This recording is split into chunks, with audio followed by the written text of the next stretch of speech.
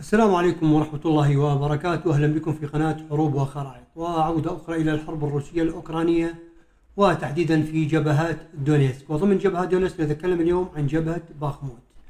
باخموت هي المدينة الرئيسية الثانية ضمن الأراضي المتبقية في شمال إقليم دونيتسك بعد كراماتورسك، وتحاول القوات الروسية منذ قرابة أسبوعين أن تصل إلى هذه المدينة، وخصوصا من الاتجاه الشرقي والجنوبي لهذه المدينة. ما الذي جرى في جبهة باخموت؟ كل ذلك سنناقشه إن شاء الله خلال هذه الدقائق.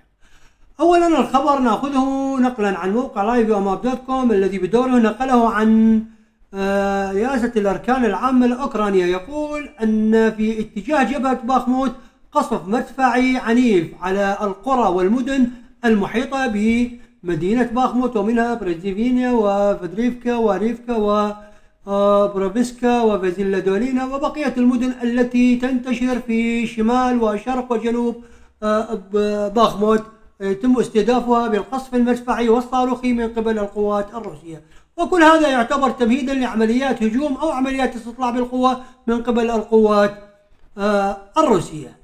أولا هذه هي جبهة باخموت، كما نلاحظ أنها تقع ضمن إقليم الدونباس شرق أوكرانيا، وهي المدينة الرئيسية الثانية تقريبا بعد كراماتورسك في المناطق المتبقية تحت سيطرة القوات الأوكرانية، إضافة إلى مدينة سلوفيانسك التي تقع إلى الشمال.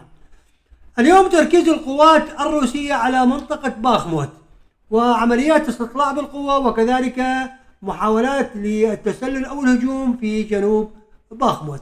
هذه هي جبهة باخموت، هذه مدينة باخموت، وقصف مدفعي على مختلف القرى والمدن التي تحيط بمدينة باخموت، إضافة إلى المدن التي بالعمق خلف مدينة باخموت أو شمالها، والتي تعتبر مراكز تموين أو تحشد للقوات الأوكرانية لدعم جبهة باخموت. أولا القصف على مدينة ياكوفيليفكا ومدينة بيريزنا ومدينة زاليزنا وأيضا بوكروفيسكا، إضافة إلى قرية فازيلا دولينا جنوب باخموت، وأيضا إضافة إلى قرية سيميغيريا، وأيضا المدينة الرئيسية كوستانتينيفكا التي تقع خلف أو إلى الغرب من مدينة باخموت، والتي تعتبر مركز الإمداد الرئيسي نحو مدينة باخموت. إذن عمليات قصف مركز من قبل القوات الروسية في مناطق شرق باخموت وجنوبها، إضافة إلى المناطق التي تقع خلف المدينة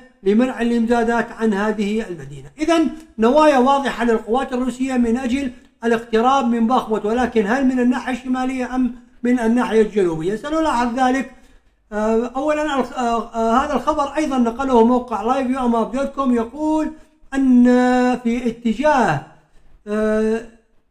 ستربيفكا سوليدار قامت مجموعة استطلاع بالقوة للقوات الروسية من أجل الاقتراب من سوليدار التي تقع شمال شرق باخموت، ولكن تمكنت القوات الأوكرانية من صد هذه الهجوم. وهذه المنطقة تقريبا في هذه المنطقة حاولت القوات الروسية القيام بعملية استطلاع بالقوة في هذا الاتجاه، وقد يكون هجوم مخادعة أي إشغال القوات الأوكرانية في هذه الجبهة من أجل القيام بعمليات هجومية في الجبهة الجنوبية. وفعلا هذا الذي حصل في الساعات الماضية بعد أن قامت القوات الروسية بتنفيذ هجوما من اتجاهين. الاتجاه الأول روتي فيريجينا، والاتجاه الثاني بوكروفيسكا باخموت. إذن اتجاهين قامت بهما القوات الروسية من أجل الاقتراب نحو باخموت.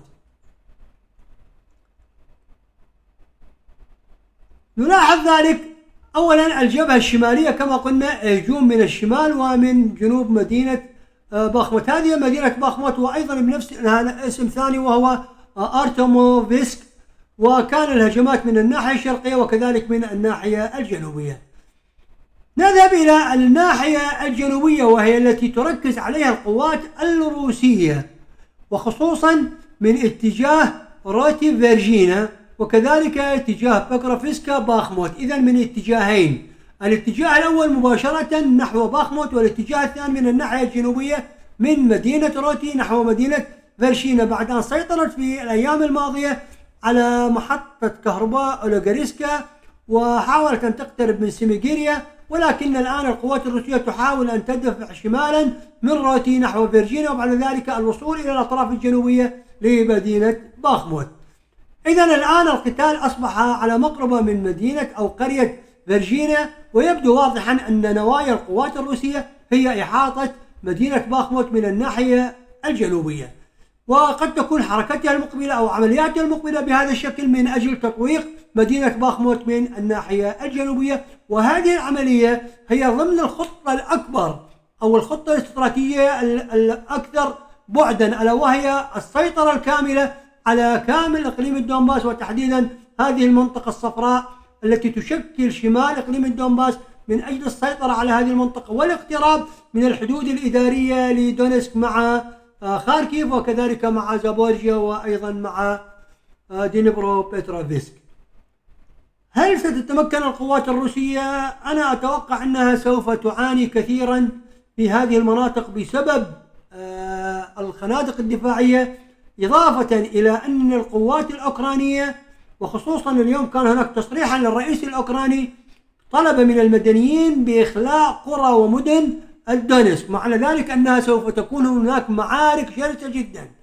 السبب الأول هو قد يكون من أجل إخلاء المدنيين لتجنب الخسائر بصفوف المدنيين في هذه المنطقة المتبقية من إقليم دونيسك، وقد يكون هناك سبب آخر، وهو أن هؤلاء المدنيين قسم منهم قد يكون موالي لروسيا ويتكلم روسيا، وقد يكون طابورا خامسا أو عبارة عن وكلاء أو عملاء يرسلون معلومات للقوات الروسية. لذلك يريد زيلينسكي الرئيس الأوكراني بإخلاء كافة المدنيين من هذه المنطقة، أولا لتجنب الخسائر، وثانيا لمنع مصدر مهم من المعلومات تحصل عليه روسيا من هؤلاء المواطنين الأوكران ذو الأصول الروسية المتواجدين في المناطق المتبقية من إقليم دونيسك. إذا هذا الذي حصل في إقليم دونيسك أو شمال دونيسك تحديدا خلال الساعات الماضية. نأمل أن نكون قد أوصلنا لكم فكرة مبسطة عما يدور من قتال في مناطق شمال مقاطعة دونيسك بإقليم الدونباس في شرق أوكرانيا ضمن الحرب الروسية الأوكرانية. في الختام لا تنسوا دعمكم للقناة من أجل أن يصلكم كل ما هو جديد في الحرب الروسية الأوكرانية من خلال قناة حروب وخرائط. شكرا لكم، والسلام عليكم ورحمة الله وبركاته.